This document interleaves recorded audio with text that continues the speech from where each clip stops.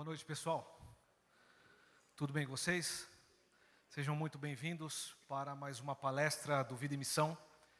Essa noite que tivemos essa introdução do Quarteto Mágico, a turma já está saindo aí para outros compromissos, mas o pessoal de primeiro, não é verdade? Queria agradecer a turma, eu sei que o pessoal está na correria ali, mas muito obrigado. Até a próxima, se Deus quiser. Deus abençoe vocês. Mas, como disse na segunda-feira passada, iniciamos uma segunda fase do nosso curso. E você que nos visita pela primeira vez, nós temos aqui, a partir da IBAB, um curso de extensão teológica que se chama Vida e Missão. Esse curso não é exclusivo da IBAB, é um curso em parceria que temos com amigos da América Latina, como, por exemplo, René Padilha, da Fundação Kairos. E esse curso começou lá na década de 70 com uma preocupação: sair do local comum da teologia ou do fazer teologia, não ficando restrito somente para os vocacionados, seja o vocacionado, então, para o ministério pastoral, bem como para os missionários que precisam, então, se preparar para ir para o campo missionário, de uma forma muito geral.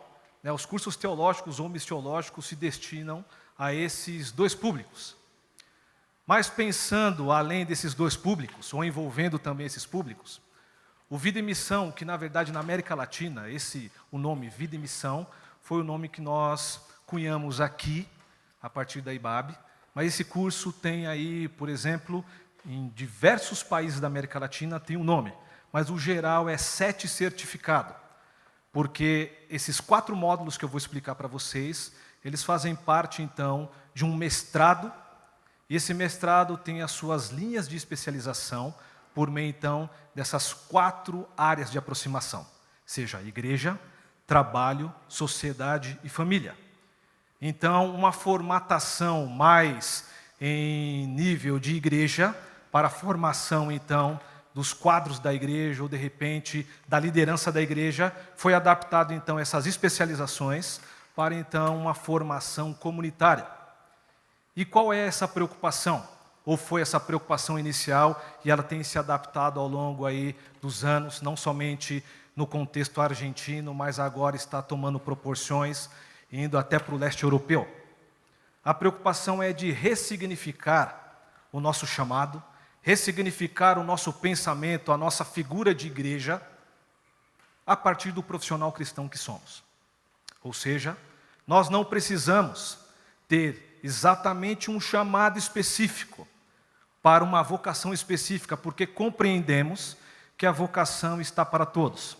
Cristo nos chama e nos chama para todos nesse processo de discipulado na vida, sendo discípulos de Jesus. E o Vida e Missão, ou 7 certificado, tenta fazer esse processo a partir de um primeiro movimento. Olhar para a igreja, os sentidos que damos para a igreja, ou a perspectiva que temos da igreja esta que é a igreja institucional, porque a igreja gloriosa de Jesus vai muito bem, obrigado. Como nós fazemos essa aproximação para que aconteça algo tipo metanoia, ou seja, o senso crítico possa ser desenvolvido ao longo dos estudos, trabalhando o tema da igreja, para que então a igreja tenha a sua perspectiva, não mais agora de uma instituição, e sim de uma comunidade. Comunidade esta, comunidade do rei, ou comunidade do reino. Para que um segundo movimento possa acontecer, um movimento agora de um pensamento, uma reflexão crítica acerca do nosso posicionamento como comunidade do rei, agora se movimentando ou se relacionando, primeiro no trabalho, depois na própria família, e depois sendo enviado ou em tudo isso em paralelo com a sociedade. Então, todos esses movimentos, a partir então dessa aproximação mais crítica do ser igreja ou comunidade do rei, existe então depois esse voltar-se ao trabalho, voltar-se à família e também à sociedade. Exatamente nessa noite, vamos trabalhar um dos temas que são vistos aí dentro das nossas aulas, dentro do módulo trabalho. Temas do tipo, como que nós tratamos o dinheiro, como entendemos, na perspectiva clássica, o trabalho, bem como nos relacionamos para testemunhar no trabalho a nossa ética esta do reino. Ou será que eu tenho que aprender, por exemplo, 4 leis espirituais para testemunhar no meu trabalho ou evangelizar no meu trabalho para ser um profissional cristão?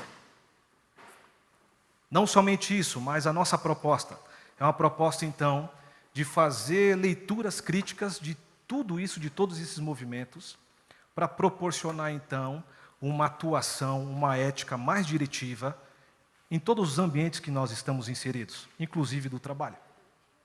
Então, nessa noite, algo para a gente pensar antes do pastor Ed René vir aqui apresentar sua palestra. Quando falamos no mundo do trabalho, ou propriamente do trabalho, o que queremos dizer? Quais são as nossas atitudes em relação ao trabalho? Compreendemos o trabalho como algo interessante, desafiante ou chato, tedioso, eu só faço porque tenho que fazer? Em algumas interpretações, e aqui faço o recorte de uma interpretação minha e sua, mais clássica, o trabalho é um mal necessário. E o seu único fim é a remuneração financeira. Bem como, segundo essa interpretação, baseada então no que nós temos lá nas origens, lá no arquétipo do ser humano com Adão, o trabalho é um mal por causa do pecado original. Será que tudo isso, essa interpretação, essa atitude, é essa que nós queremos evocar aqui essa noite? Ou desmistificar?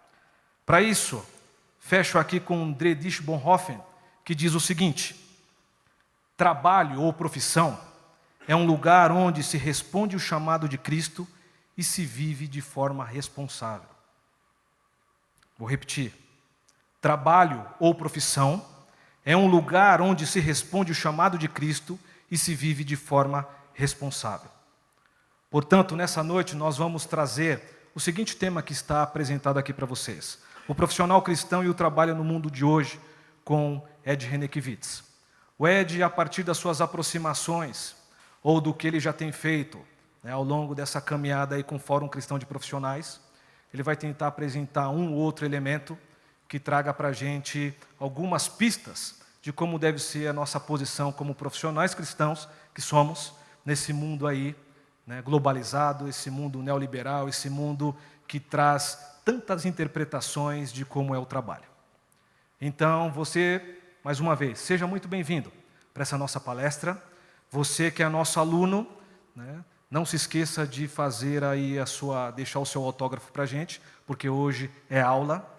Se você tem interesse em conhecer um pouco mais o curso Vida e Missão, nós ministramos as nossas aulas aqui no Colégio Batista, em Perdizes, porque a nossa comunidade, como funciona de segunda a segunda, nós temos algumas classes, e essas classes só conseguimos que elas fossem disponibilizadas lá no Colégio Batista.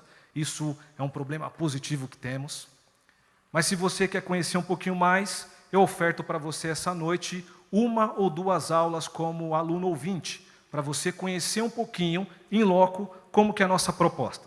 Seja no módulo igreja, no módulo trabalho, família e sociedade, você pode ter um pouco de noção de como nós fazemos a facilitação de todos esses conteúdos.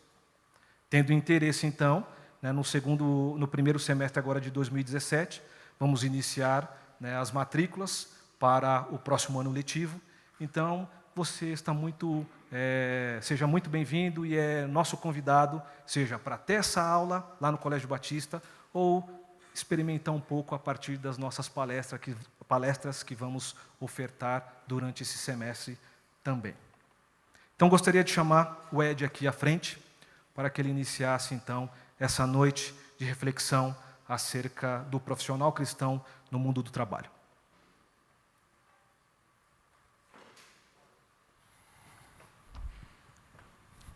Seja bem-vindo, Ed.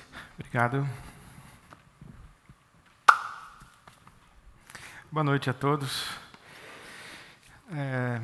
Como o Robson falou, eu queria realmente dar algumas pistas, porque eu estou mais interessado na nossa conversa do que na minha palestra. Até porque a minha palestra eu já conheço. A nossa conversa é que eu não sei onde vai dar. Então, eu gostaria apenas de sugerir algumas percepções, compreensões, constatações ou conclusões provisórias e interpretações bíblicas a respeito desse tema, o profissional cristão e o trabalho no mundo de hoje.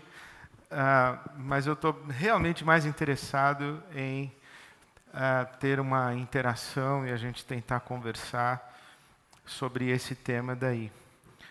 A minha caminhada com o tema, ela tem início em 1998, depois que eu preguei na igreja uma série de mensagens que o título foi Stress Busters, baseada esta série no Salmo 23, sobre como lidar com estresse. E depois disso veio um irmão que era diretor de uma das empresas do ramo de automóvel ali no ABC e disse: pastor, você não quer fazer essa palestra lá na minha empresa? Para mim foi uma novidade, era 1998, eu estava acostumado a falar em igrejas, congressos para cristãos e pessoas evangélicas, religiosas. Convite para falar numa empresa e numa multinacional, o primeiro convite que eu recebi, eu falei, ok, eu vou, vamos lá, ver o que vai dar. E ele voltou todo feliz, dizendo, tenho uma boa má notícia para você. Eu falei, qual é? A boa notícia é que você vai. São 450 gerentes de projetos que estão chegando de um curso de capacitação da Amana Key, e você vai falar para eles uma palestra sobre estresse. E a questão é uma má notícia. Qual é a má notícia? Você não pode dizer que é pastor, não pode levar a Bíblia, não pode falar nada disso. Eu falei, então não tem nada a ver eu ir lá. Porque eu sou pastor, eu só sei falar com Bíblia, e quando eu nem vou usar a Bíblia, eu fico com a Bíblia na mão só para dizer que estou com a Bíblia. Então não vai dar certo eu ir lá falar essa palestra. Ele falou, bom, se vira, você vai. E de fato, eu fui, me preparei para aquela palestra e resolvi arriscar tudo. A primeira coisa que eu falei foi, bom dia, vocês foram vítimas de propaganda enganosa, eu sou pastor, eu vim falar sobre estresse e espiritualidade. Aí arrisquei uma piadinha, para ver se dava uma quebrada de gelo. Falei, não se preocupe, que eu não vou passar a sacolinha. Aí o pessoal, tal. E aí eu me surpreendi com um fato, que eu falei assim, olha, eu sou pastor e o que eu costumo fazer na minha vida, o que eu mais faço na minha vida é conversar com pessoas a respeito de Deus e do Evangelho e da espiritualidade, e também falar em público. Mais especificamente, todo domingo eu falo para um auditório bem grande sobre Deus, o Evangelho, a espiritualidade, baseado na Bíblia. É isso que eu faço da minha vida. A questão é que as pessoas com quem eu converso e para quem eu falo nos auditórios onde eu tenho esse privilégio de participar, elas não vieram de Marte, nem da espiritosfera. Elas vieram de lugares como esse aqui, uma multinacional do ramo automobilístico.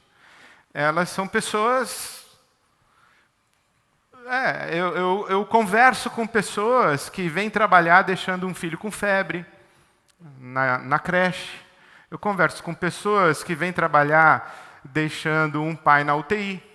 Eu converso com pessoas que vêm trabalhar vivendo o conflito de um processo de divórcio.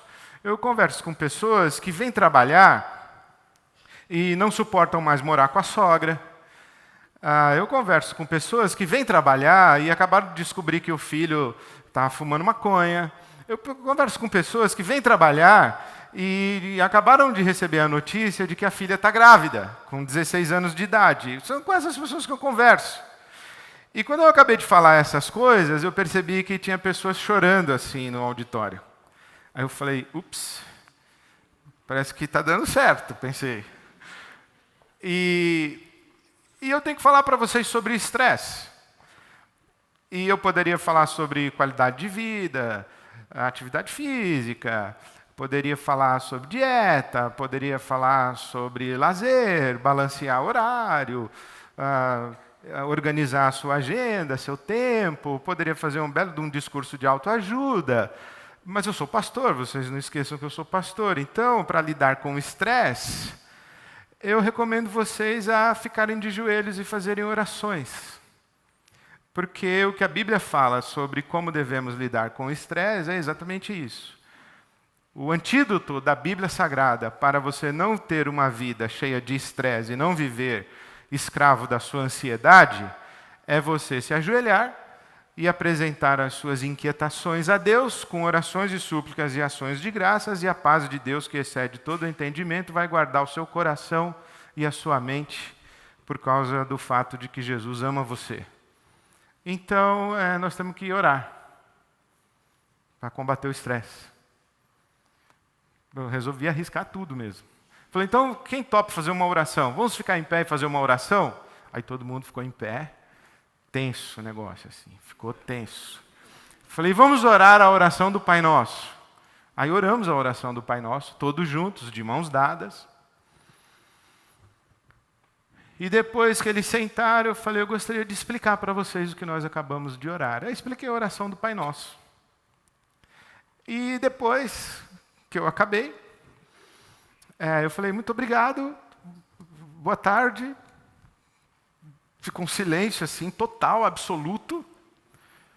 Eu desci rápido, procurei a primeira porta que apareceu, eu entrei e fiquei parado lá. Aí veio meu amigo, começou o pessoal a dispersar. Aí eu cheguei em casa, a Silvia, minha esposa, falou, e aí, como é que foi? Eu falei, péssimo, foi mal, foi tudo errado.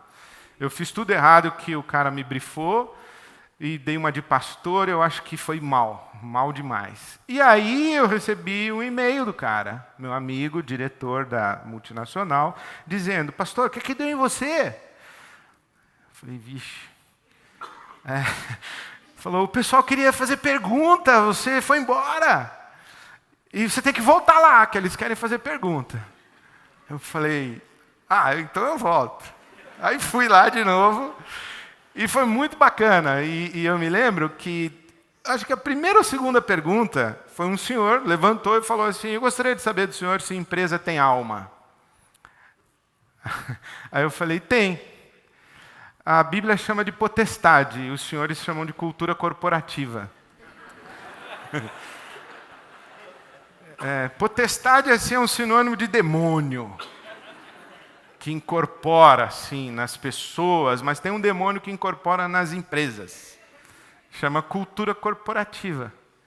É assim, aquela coisa que toma conta da empresa e que as pessoas embaixo daquela coisa, elas deixam de ser elas mesmas e passam a ser aquilo que aquela coisa quer que elas sejam. Então, isso aí que é demônio. É um negócio que impede você de ser você mesmo. Que faz você se comportar de um jeito que você não se comportaria se estivesse com o seu juízo perfeito. Faz você assumir compromissos que você não assumiria. Faz você fazer coisas que você jamais faria se você tivesse coragem de ser autêntico, verdadeiro e seguir a sua consciência. Mas como você está debaixo da potestade, aí você acaba fazendo essas coisas ou deixando de fazer as coisas que você realmente quer fazer, porque quando você está debaixo da potestade, você não é mais você. Então, por exemplo, o mercado é uma potestade, a cultura corporativa é uma potestade, o dinheiro é uma potestade, o business ou o jeito de fazer negócios é uma potestade. Então, tudo isso aí, a Bíblia fala sobre tudo isso. Aí foi muito legal, eles falaram, você não quer voltar aqui para falar sobre essas coisas? Aí foi aí que eu travei, porque eu me dei conta de que eu não sabia falar sobre essas coisas. E que eu não tinha o que falar para eles se eu voltasse lá para falar sobre essas coisas. Quando eu volto para a igreja, os meus amigos aqui da igreja disseram assim: nós ficamos sabendo que você fez uma palestra lá na empresa X e tal, PTO. Eu falei, foi bacana demais. Tal. Nós queremos que você faça essa palestra aqui. Eu falei, eu faço, mas só se for num hotel e vocês convidarem seus amigos de trabalho para ir, e nós não vamos fazer aqui na igreja. Aí, beleza, então vamos fazer num hotel e convidar os nossos amigos de trabalho e não vai ser na igreja. Aí fizemos no Mofarrege da Alameda Santos. Nós estamos em 1998, tá? Fizemos no Mofarrege da Alameda Santos. Aí, quando fizemos lá no hotel, quando acabou a mesma palestra, veio um camarada e falou assim para mim: olha, eu queria contratar você para fazer palestra para mim no mundo corporativo. Eu pago X para você. O X que ele falou que me pagava por uma palestra era o meu salário de um mês na IBAB. Aí eu falei, quanto é que o senhor falou que paga mesmo? Ele falou, pago X. É o seguinte, eu coloco você no avião aqui no fim da tarde da segunda-feira, você passa o dia em Belo Horizonte e à noite você volta para casa e eu te pago X. Eu falei, espera um pouquinho. Fiz a minha conta, né? Pô, eu saio daqui, fim da tarde, passo o dia em Belo Horizonte, 10 da noite, 11 da noite, meia-noite. Se ele quiser que eu chegue em casa 4 horas da manhã, eu chego, não tem problema. E aí eu olhei para a cara dele assim, bem compenetrado, né? Falei, sobre o que é a sua palestra? Ele se apresentou para mim, dizendo que ele era um representante no Brasil do 7 hábitos das pessoas muito eficientes, do Stephen Covey. Aí eu falei para ele assim, eu não posso fazer a sua palestra. Por que não? Falei, porque eu não vou gastar a minha vida ensinando 7 hábitos para ninguém. Eu tenho uma coisa muito melhor para ensinar. É um livro que eu tenho. Aí ele falou, que livro é esse? Eu falei, é surpresa. É surpresa. Porque eu sabia que não era aquilo que eu tinha que ensinar na minha vida. Mas eu não sabia o que era. E foi a partir daí que eu comecei uma agonia e uma angústia. E eu entendi que... entendi tardiamente, né? Entendi muito tardiamente porque eu fui chamado para ir lá. Porque se eu não tivesse sido chamado para ir lá, eu acho que eu não teria feito essa reflexão e esse caminho que eu fiz.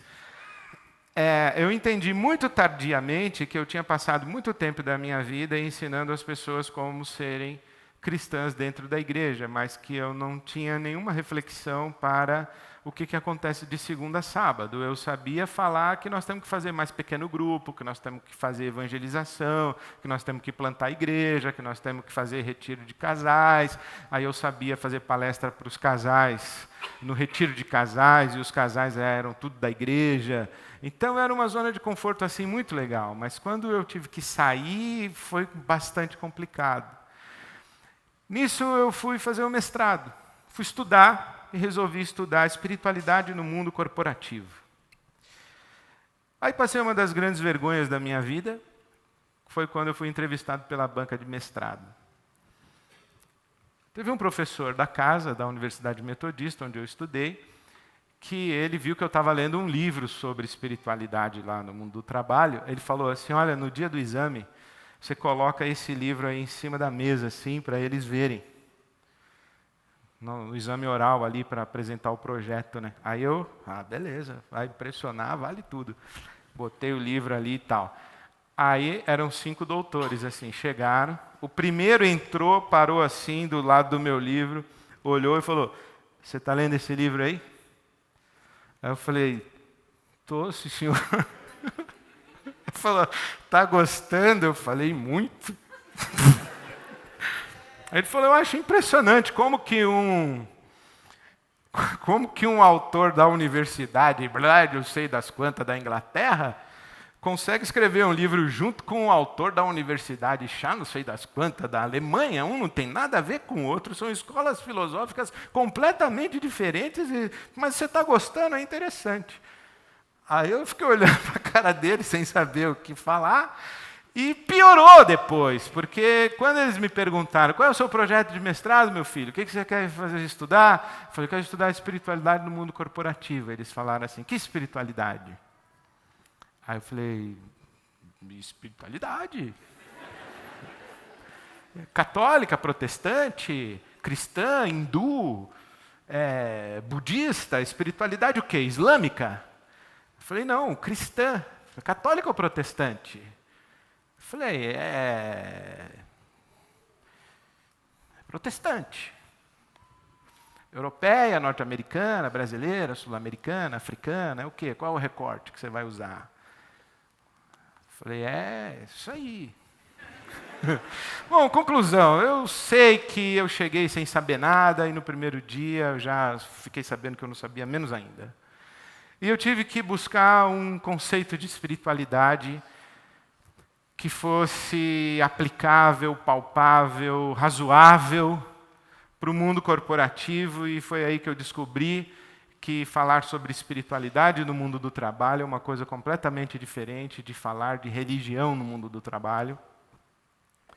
E você não pode reunir sua equipe de vendas e falar que todo mundo vai ter agora que fazer a oração para vender mais.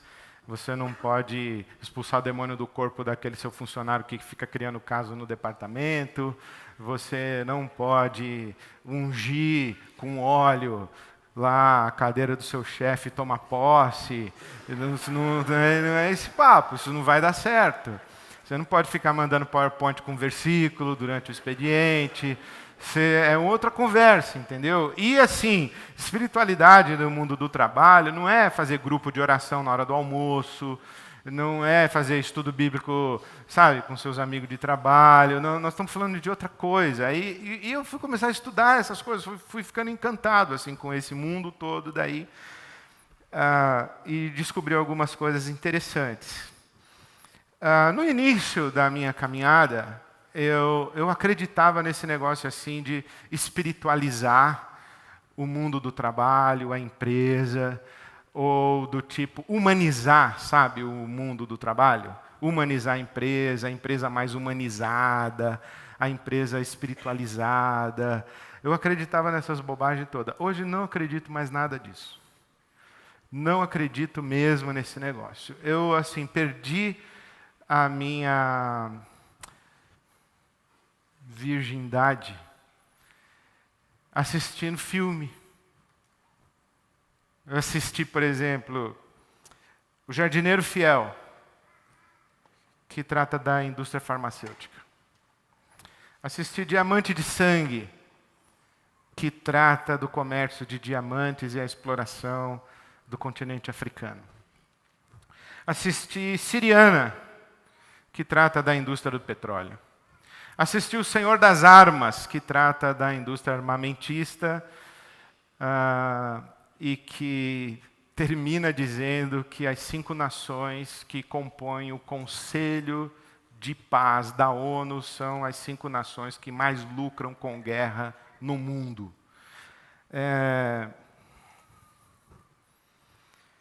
E ouvi muitas histórias.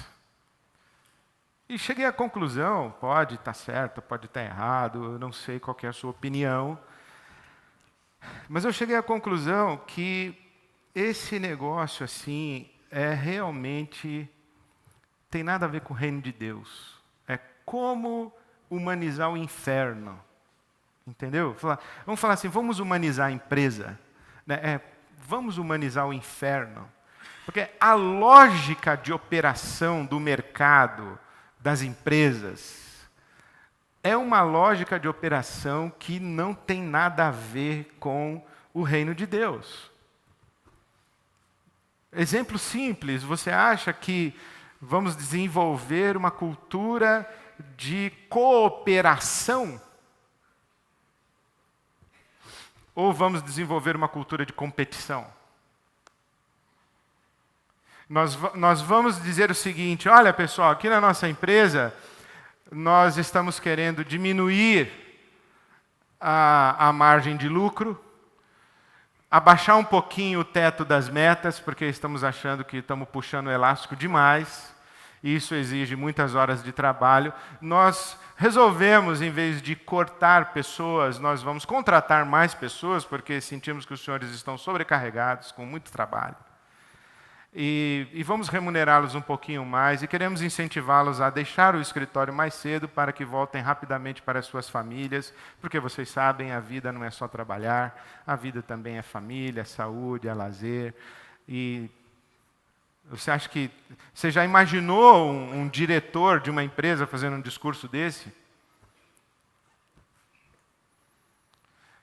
Pelo contrário, naquela época eu fiquei sabendo de um banco.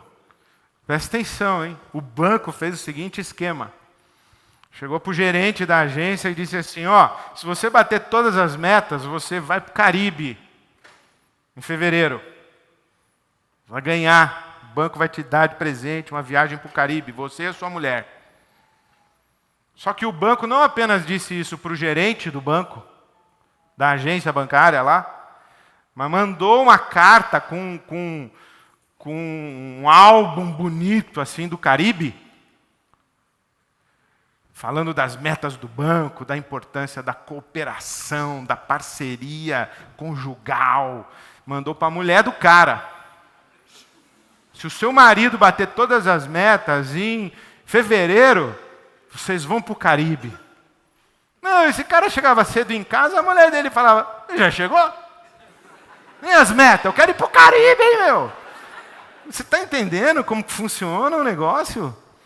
Os caras desenvolvem uma campanha de expansão dentro do banco, bota o gerente para correr que feito um louco e ainda vai lá e faz a cabeça da mulher do cara para trabalhar para o banco, importunando a vida do infeliz e cornetando o cara. E ainda botou um fiscal dentro da casa dele, bicho. Você imagina, o cara deita para dormir e a mulher vira assim, as metas de hoje, alcançou? Você ficou louco, bicho. Mas é assim que funciona. E aí, eu falei, caramba, como que eu vou chegar nisso daí? O que nós vamos fazer aí? E foi então que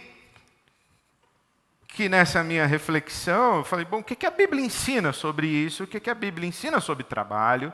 Qual que é a perspectiva da Bíblia Sagrada sobre esse choque de realidades e qual é o referencial bíblico que a gente tem?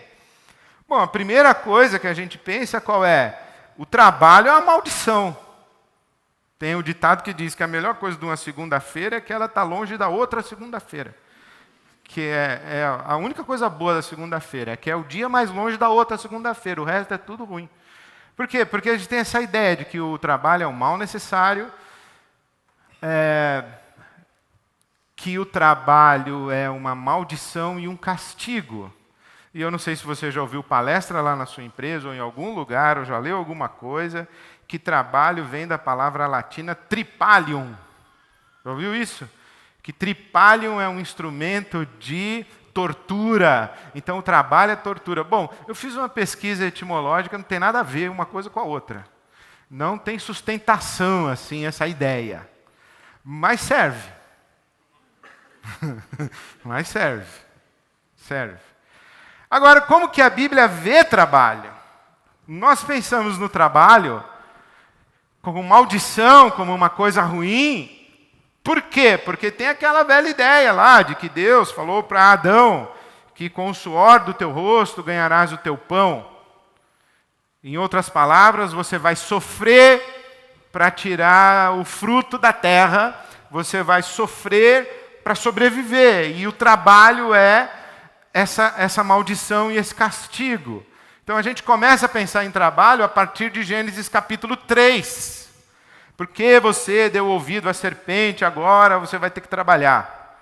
É mais ou menos isso, é um castigo para o homem. O castigo para a mulher foi, primeiro, castigo da mulher. Vai ter filho com dor de parto. Com dores darás à luz. Segundo, teu marido vai mandar em você. O teu desejo será para o teu marido e ele te dominará. Ele quem? O desejo ou o marido? É interessante, né? Mas se o desejo é para o marido, então não faz diferença se é o desejo ou o marido que manda, porque está ligado com o marido. Então, a maldição da mulher é marido. E a maldição do homem é trabalho. Quer dizer, nada a ver. Imagina como é que a gente constrói uma sociedade, como é que a gente constrói romance, constrói família, constrói sociedade, acreditando que parceria conjugal é conflituosa por maldição e que relação e carreira profissional é conflituosa por maldição. Não dá certo. Então a gente tem que voltar. Tem que voltar antes de Gênesis 3, a gente vai encontrar o referencial bíblico para o trabalho. Qual é o referencial bíblico para o trabalho? É Gênesis capítulo 2, versículo 15. Que Deus colocou o homem no jardim para cultivar o jardim, cuidar do jardim.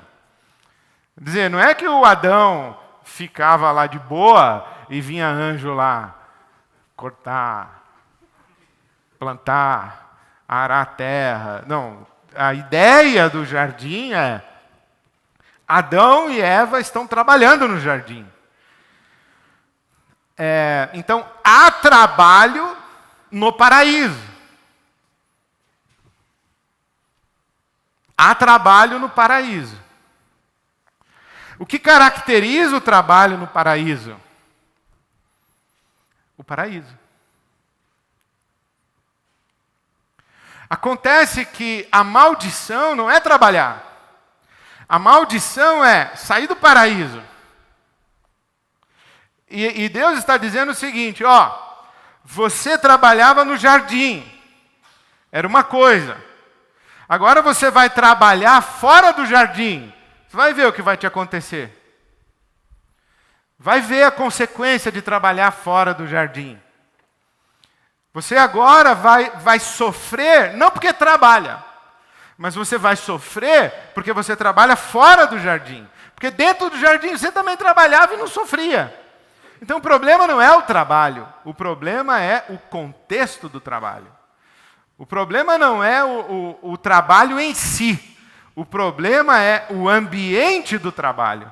A postura que cada um tem num ambiente de trabalho onde a terra, que era nossa amiga, se torna nossa inimiga.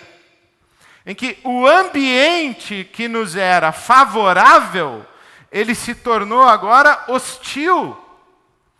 Onde havia abundância e fartura, agora existe erva daninha, espinho, entulho. Agora, aqui não há abundância e fartura, aqui há escassez. Então, esse ambiente aqui é que vai gerar em mim uma postura. Como é que eu trabalho num ambiente de hostilidade, de escassez, num ambiente em que as forças da natureza se voltam contra mim, conspiram contra mim? Essa é a ideia. É aqui que no jardim, eu trabalho cultivando a perspectiva da partilha. Porque a fartura e a abundância. O fruto é dádiva. Aqui não. Aqui a escassez e hostilidade.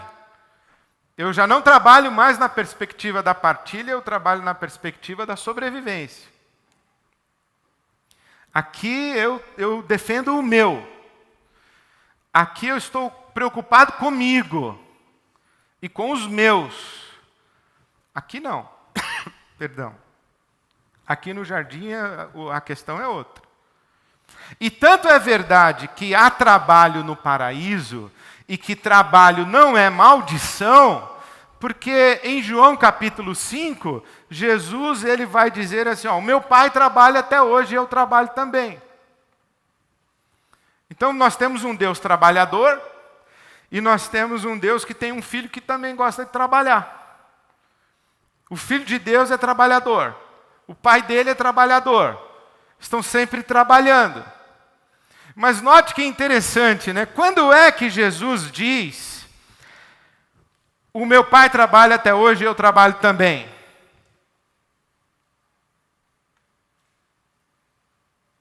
No Shabat. E o que acontece aqui na criação?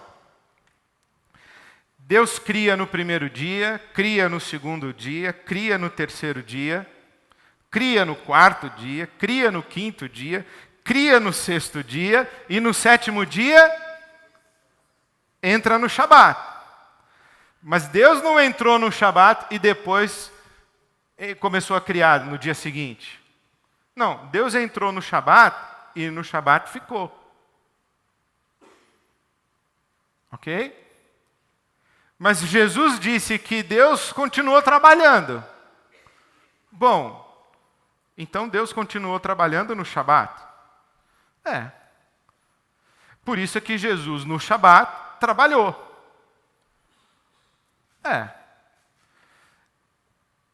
Então é possível trabalhar no Shabat?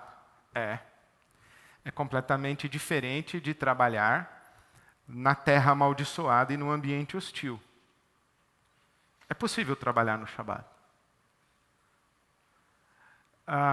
Essa ideia me parece que já suscita bastante reflexão para nós. Trabalhar dentro do Shabat. E se Deus parou de criar no sentido de produzir, porque você imagina o seguinte, que Deus começou a criar inseto.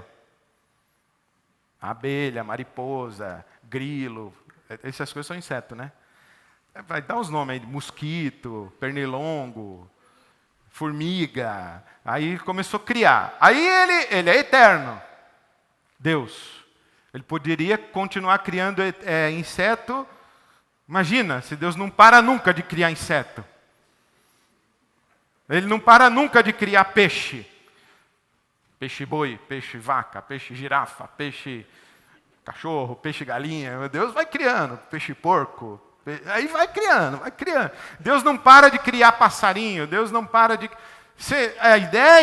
Qual é a ideia bíblica? É que o trabalho criativo de Deus e produtivo de Deus, ele tem um momento que para.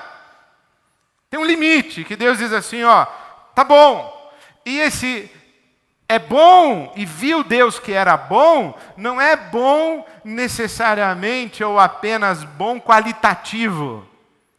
É um bom quantitativo, que nem quando você está servindo no bandejão, e aí a pessoa coloca lá aquela conchada de feijão assim para você, você fala, tá bom, tá bom. O que você está querendo dizer? É suficiente, já é bastante, pode parar aí.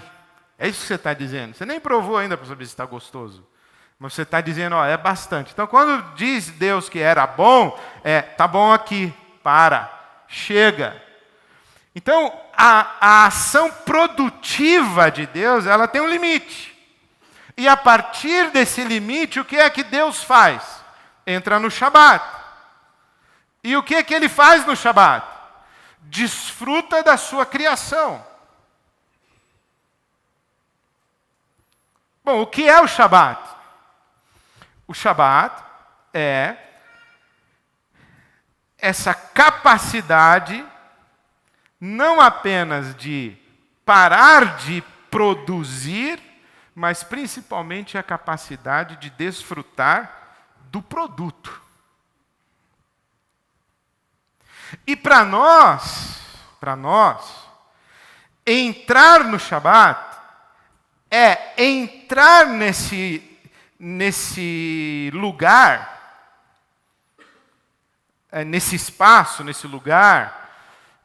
Hoje já se discute na filosofia a diferença de espaço, de lugar, etc. Vamos chamar de lugar, o Shabat como um lugar. Eu entro num lugar em que eu desfruto do que eu produzi, em que eu tenho a capacidade de cruzar os braços e não produzir, e que eu tenho o descanso de acreditar que amanhã ainda haverá não apenas o que produzir, mas aquilo do que desfrutar. Por isso é que é o pão nosso de cada dia dá-nos hoje, é de cada dia. E essa percepção do pão como dádiva. Olha quanta coisa tem sobre trabalho. É possível trabalhar sem parar? É. É possível trabalhar sem desfrutar do fruto do trabalho? É. É possível trabalhar sem colher? É.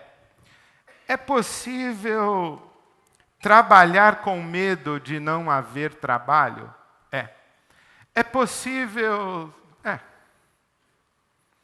É possível trabalhar e não dormir? É. É possível se desgastar trabalhando? É. Mas é possível trabalhar e parar de trabalhar? Desfrutar do fruto do trabalho? Confiar que amanhã ainda haverá trabalho e que amanhã ainda haverá fruto? É. É possível. E como é que eu vivo tudo isso? Quando eu entro no Shabat.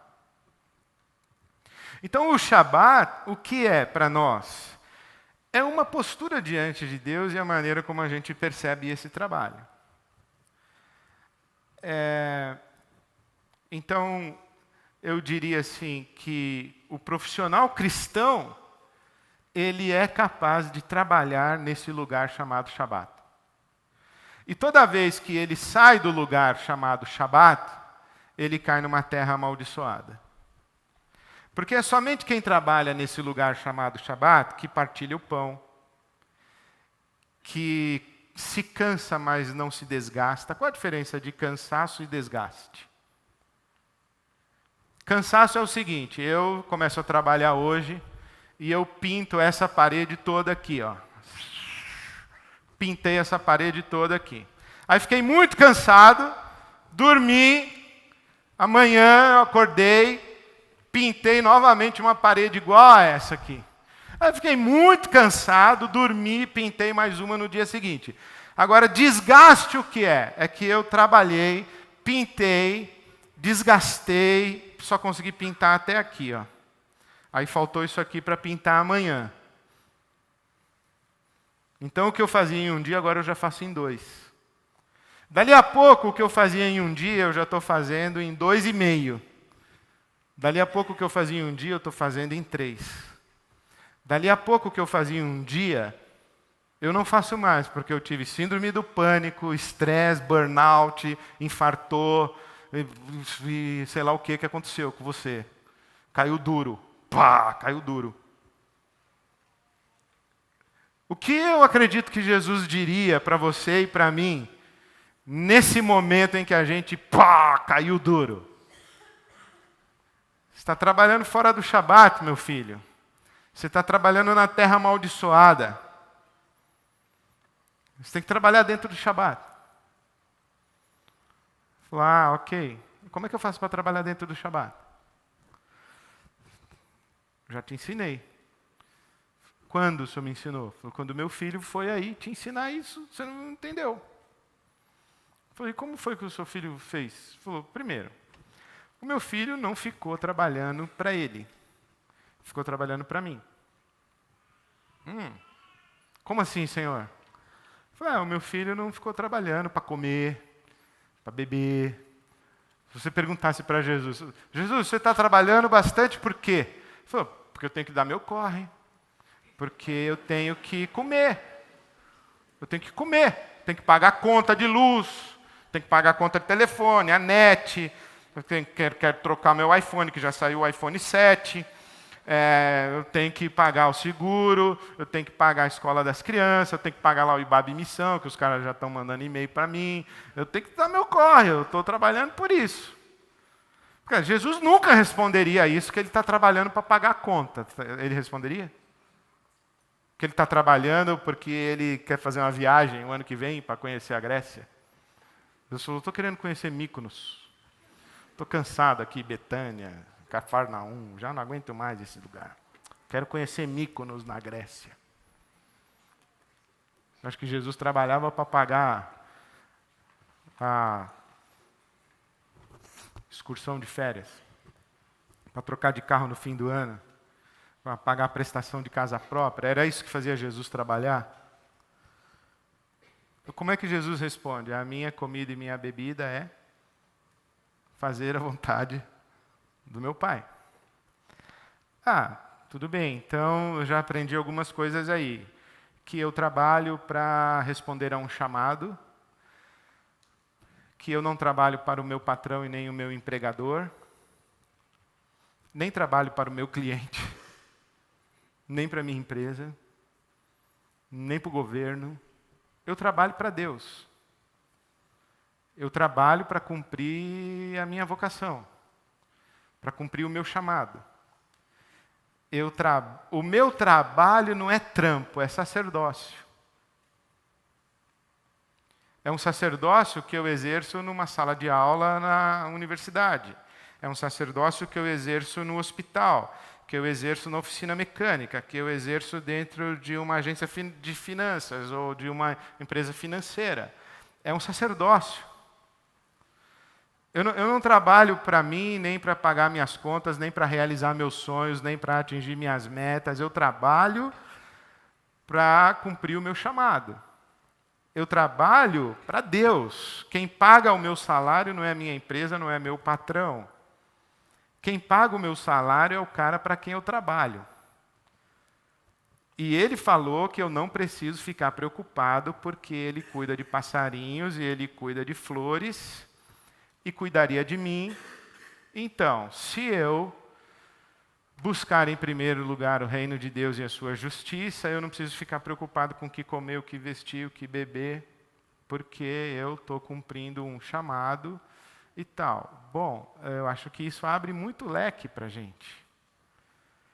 Qual é a nossa grande angústia? A gente não sabe qual é o nosso chamado, a gente não sabe para quem a gente trabalha, a gente trabalha para chegar em lugares que não tem nada a ver com os lugares que Deus quer que a gente chegue. A gente trabalha para alcançar objetivos que não tem nada a ver com nada. Tem a ver com a gente. Tem a ver com o que a nossa sociedade diz que a gente tem que buscar. Tem a ver com aquilo que a gente mesmo quer alcançar.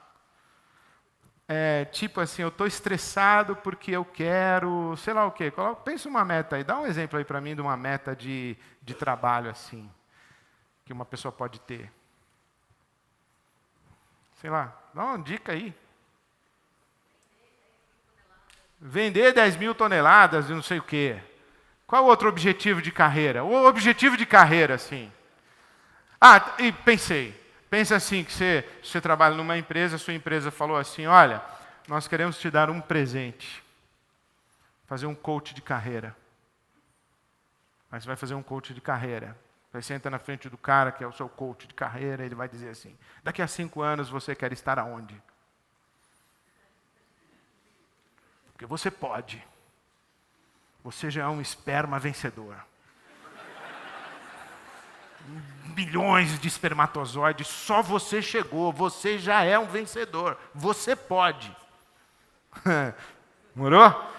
Então qual é o seu objetivo daqui a 5 anos? Você quer chegar aonde? Eu quero chegar, sei lá o que você quer chegar. Aí você faz planejamento de carreira para chegar não sei aonde, com seu coach de carreira, um coach que foi pago pela sua empresa. Porque a sua empresa é muito preocupada com você, com a sua família, com a sua saúde, com a sua plenitude, com a sua realização como ser humano. Achou que você estava precisando de um coach de carreira para colocar em ordem. Você está trabalhando demais, está comprometendo sua saúde, sua família, então você precisa de um coach de carreira e a sua empresa vai pagar para você um coach de carreira. Está ligado? Então, eu fico pensando se tudo que a gente vive de conflito no mundo do trabalho é porque a gente tira o profissional cristão. Tirou o cristão, meu amigo, nós somos tudo igual. O que faz a diferença para nós é que a gente sabe para quem a gente trabalha, o que a gente tem que fazer, quem é que paga o nosso salário, e a gente trabalha num lugar chamado Shabat. Não importa qual seja a nossa área de atuação, a empresa que a gente tem, a profissão que a gente escolheu, ou foi escolhido, ou que calhou, a gente trabalha nesse lugar chamado Shabat. A gente sabe que está no mundo para cumprir um chamado que é fazer a vontade de Deus a partir da nossa própria realidade pessoal e trabalhar para o reino de Deus e para a glória de Deus, etc. e tal. Isso aí você já sabe. Foi isso que eu descobri e a partir de um determinado momento eu comecei a conversar com as pessoas que falam para mim dos seus dilemas no mundo do trabalho. E eu digo para elas o que vou dizer para vocês. Hoje eu tento ser solidário para que você que trabalha no inferno não se torne um diabinho e uma diabinha. É que você esteja no mundo, mas seja livre do mal. Que você seja uma ovelha que trabalha no meio de lobos. Não caia na esparrela de acreditar que a sua empresa só tem ovelhas trabalhando junto com você. É tudo lobo. Certo? E tem algumas ovelhas lá. Resta saber que se elas disserem, nós estamos trabalhando aqui para fazer a vontade de Deus, trabalhando para Deus, num lugar chamado Shabat, nós somos as ilhas de jardins no meio dessa terra amaldiçoada. Porque é isso que a gente encontra no mundo do trabalho. A gente encontra de 5 equipes, uma. De 10 mesas num andar, uma mesa. De não sei quantas secretárias, uma secretária, 2 secretárias. De não sei quantos mecânicos, tem um mecânico. Você entendeu? Não é assim, nós vamos humanizar a indústria automobilística. Esquece, isso é coisa do diabo. Não tem jeito de humanizar, é o inferno. Agora, tem jeito sim da gente ir lá no inferno, na terra amaldiçoada, e construir um jardim. E quando as pessoas chegam no nosso horizonte de influência, elas falam, o que é isso aqui? A gente fala, é o Shabat. Aqui é o Shabat. Aqui a gente trabalha, mas a gente sabe para quem trabalha, o que a gente tem que fazer, e a gente dorme bem à noite quando vai para casa. Aqui é o Shabat. É o que eu tenho tentado fazer. E eu posso dizer para vocês o seguinte, que a igreja também é um inferno. E igreja, que eu quero dizer, o mundo religioso é um inferno. Ou você acha que não? Eu tenho que competir com a Bola de Neve, com a Hillsong, que chegou em São Paulo. Os caras vão sair da IBAB, vão para a Hillsong, estão indo para o Bola de Neve. A igreja do pastor Jabes Alencar é logo ali, se eu vacilar, os caras pulam o muro. E aí os vêm para cá e tal, e os caras fazem voodoo da IBAB, e critica, escreve no blog, e ataca, manda flecha, faz trabalho, ora contra. É um negócio que Deus nos acuda, meu. Entendeu? Então é um inferno isso aqui. Se eu vacilar, você é pastor, você trabalha na igreja, é super legal. Não é legal, não. O mundo religioso é cheio de gente louca, doente, com ideias de Deus que não tem nada a ver com Deus da Bíblia Sagrada. É uma confusão também. Mas eu posso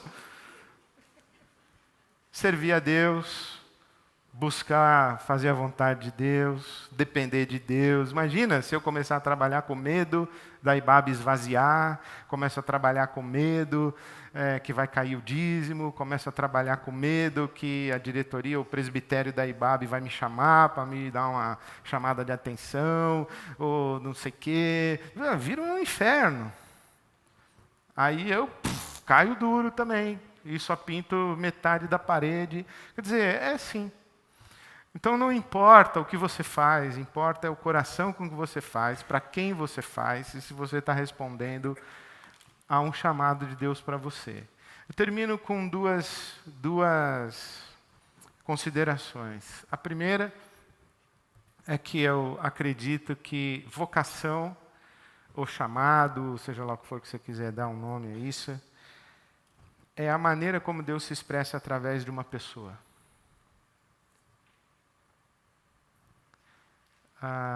E cumprir um chamado é descobrir de todas as competências, habilidades, capacidades, inteligências que Deus tem, porque Deus tem todas, quais Ele compartilhou comigo, com Ed e René. São diferentes das que Ele compartilhou com você.